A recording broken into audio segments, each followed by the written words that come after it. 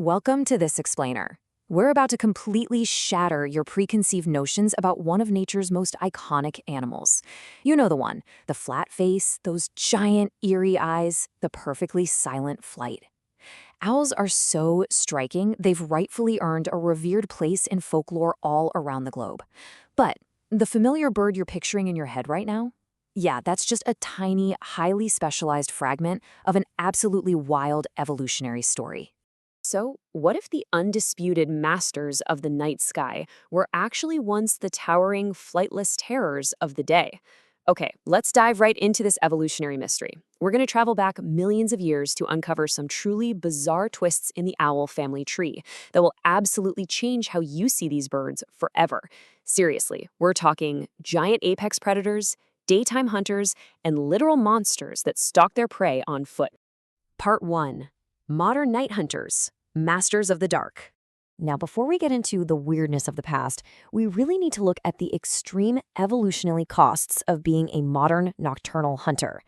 To become the ultimate creatures of the dark, owls don't actually have round eyeballs anymore. Crazy, right?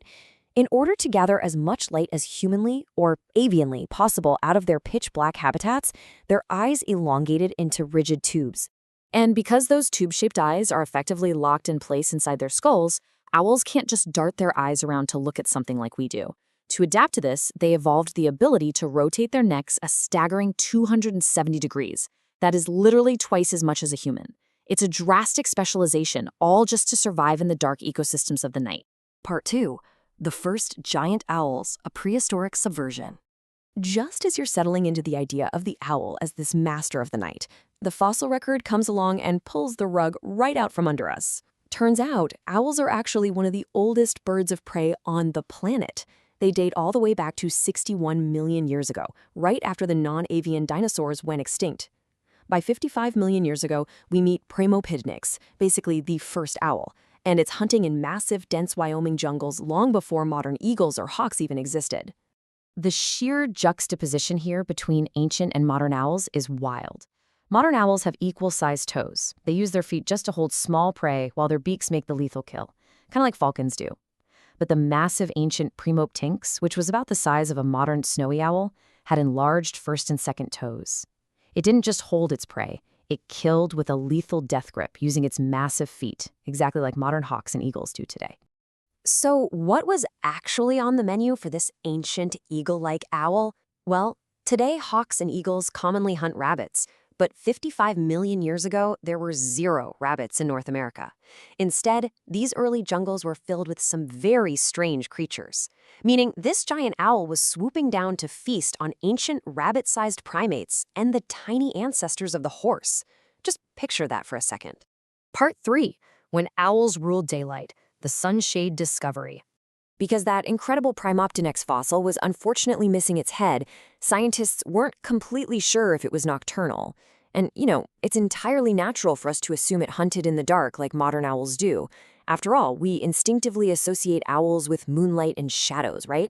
But the fossil record was hiding a massive, landscape-shifting surprise for us. A slightly more recent, 48-million-year-old fossil found in America yielded a perfectly preserved skull, and right above its eye sockets, paleontologists found small bony ridges. Now, these are practically non-existent in modern owls, but they act as built-in bone sunshades for day-dwelling birds of prey, like eagles and falcons. This strongly indicates owls didn't start out in the dark at all. They were prevalent, aggressive, daytime aerial predators, completely ruling the sunlit skies. Part 4. Monsters of the Miocene, Island Giants. Eventually, daylight competition got incredibly fierce, and most of those daytime hunting owls died out. But the nocturnal ones survived. And around 20 million years ago, during the Miocene period, barn owls started doing something absolutely incredible on isolated islands. They grew into absolute monsters. Over in Italy, Tyto gigantea grew to twice the size of a modern barn owl.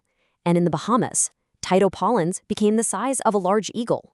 So how does an owl get to be the size of an eagle? Well, the Bahamas looked very different millions of years ago. Sea levels were much lower, meaning the islands were practically 10 times their current size. This provided a massive hunting ground for Tyto pollens, where it fed primarily on a large native rodent called the Bahamenhudia. But tragically for this giant bird, when the ice melted and sea levels rose, the island shrank dramatically, completely wiping out the rodent population and eventually taking this magnificent giant owl with it. Part 5. The Flightless Terror Owl, Cuba's apex predator. If you thought an eagle-sized barn owl was wild, just wait. The absolute peak of bizarre owl evolution happened in Cuba. And incredibly, this thing survived right up until humans arrived about 6,000 years ago.